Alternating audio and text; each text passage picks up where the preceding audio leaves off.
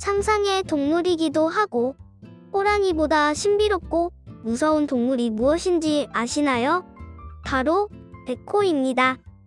백호는 흰색 털을 지닌 호랑이를 의미하는데요.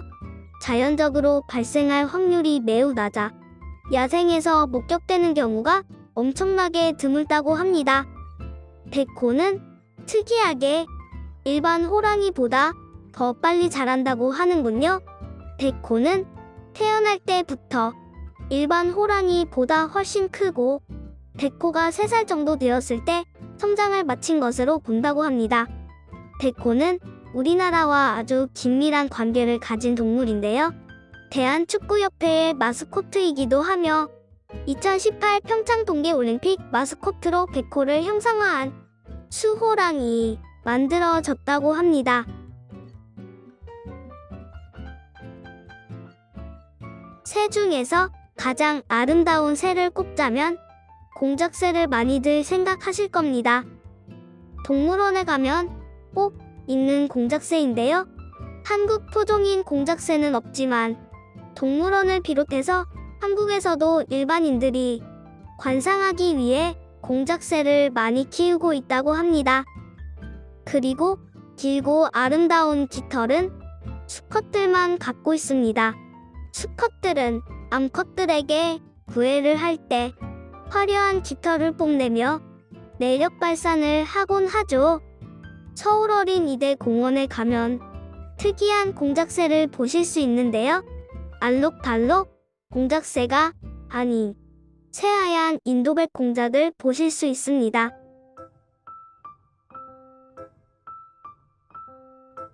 우리에게 친숙한 무늬가 있습니다.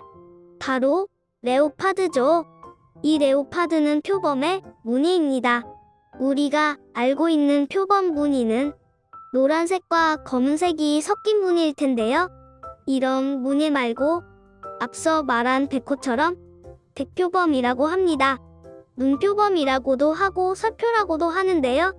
눈표범의 가죽은 귀하디 귀해서 매년 수백 마리의 눈표범이 죽어가고 있어 멸종위기 동물이 되었습니다.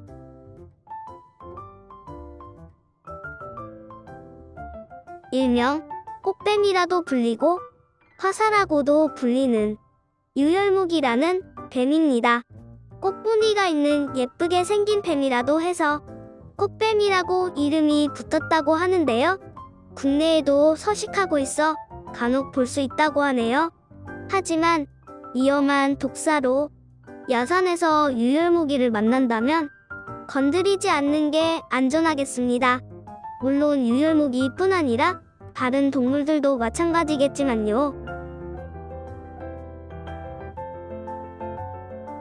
지구에서 현존하는 가장 큰 동물이 무엇인지 아시나요?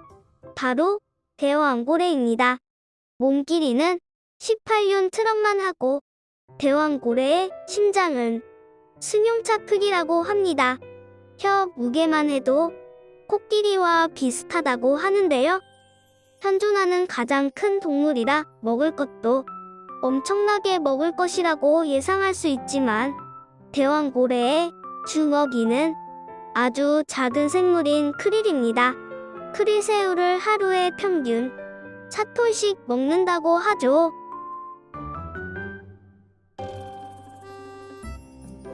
이 동물은 최고의 미소천사를 담당하고 있고 호주의 인기 스타입니다. 바로 코카입니다. 웃는 모습이 귀엽고 아름다워 붙여진 칭호인데요. 세계에서 가장 행복한 동물로 알려져 있습니다. 코카는 호주의 로트네스트 섬에 살고 있고 캥거루과의 소형 동물이라고 합니다. 코카는 괴로워도 슬퍼도 웃고 있는다고 하는데요. 그 이유는 신체 구조상 항상 웃는 모습으로 이루어져 있다고 합니다. 사람에게 경계심도 별로 없어 사람과 잘 어울리는 동물로도 유명하고 호주에 가면 무조건 코카와 사진을 찍어야 하는 필수 코스로 자리 잡았다고 합니다. 사진을 찍을 때 주의해야 할 점도 있습니다. 코카는 멸종 위기종이라 만지거나 음식을 주면 약 25만 원의 벌금을 내야 한다고 합니다.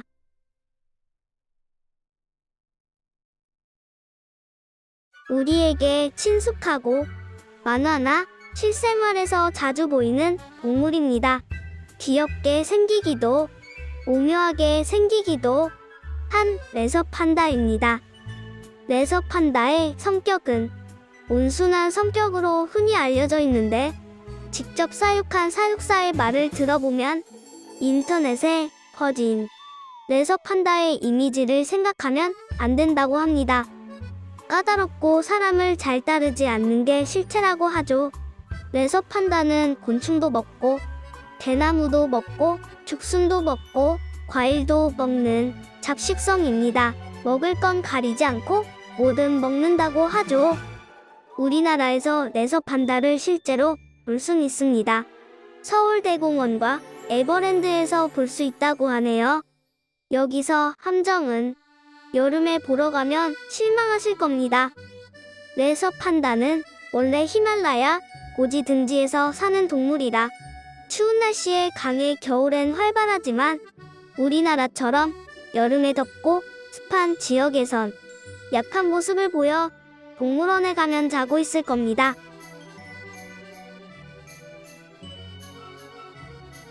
바다에서 가장 아름다운 달팽이가 있습니다. 블루 드래곤이라고 알려진 바다 민달팽이는 아마도 지구상에서 가장 예쁜 민달팽이일 것입니다. 그러나 보이는 것이 다가 아닙니다. 블루 드래곤은 굉장히 위험한 녀석이죠. 독이 있는 생물을 잡아먹어 체내에 독을 쌓아두었다가 위험에 처하면 내뿜는 특징을 가지고 있습니다. 자신을 보호하기 위해 일종의 교활한 위장을 하고 있고 발견을 하더라도 절대 만지면 안 되는 생물 중 하나입니다.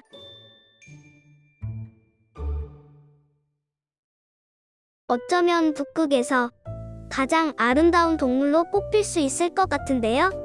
여우의 일종으로 외모는 사막여우와 반대되어 자주 비교가 된다고 합니다.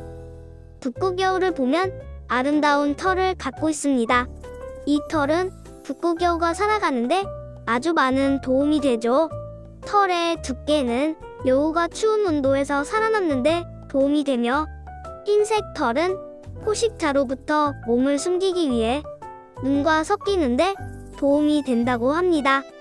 이러한 아름다운 북극여우를 애완동물로 키우는 사람들도 하나, 둘 늘어나고 있다고 하는데요. 하지만 키우는 조건이 매우 까다롭습니다. 고양이에 맞는 환경을 조성해 줘야 하기 때문에 겨울엔 큰 문제가 없겠지만 여름엔 에어컨 풀가동은 필수이며 얼음을 상시 공급해 줘야 북극여우가 살아갈 수 있다고 하네요.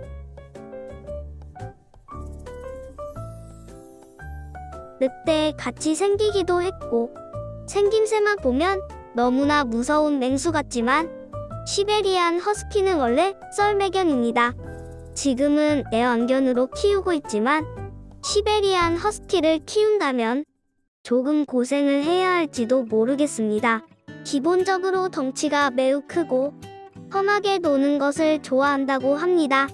그리고 시베리안 허스키가 순하다는 이미지가 있는데 그것은 상대가 인간일 때만 해당되고 경계가 심한 강아지나 흥분한 강아지를 만나면 위험한 상황이 발생될 수 있다고 합니다.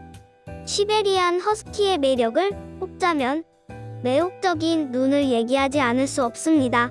모든 시베리안 허스키가 이런 눈을 가진 건 아니지만 유전자 돌연변이 때문에 탄생된 눈이라고 합니다.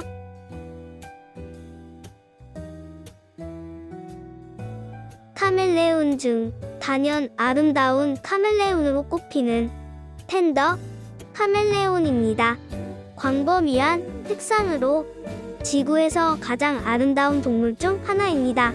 눈 깜짝할 사이에 색이 변하는 카멜레온을 매체나 만화에서 보신 적이 있으실 텐데요. 텐더 카멜레온의 색 변화는 대부분의 사람들이 생각하는 방식으로 일어나진 않습니다.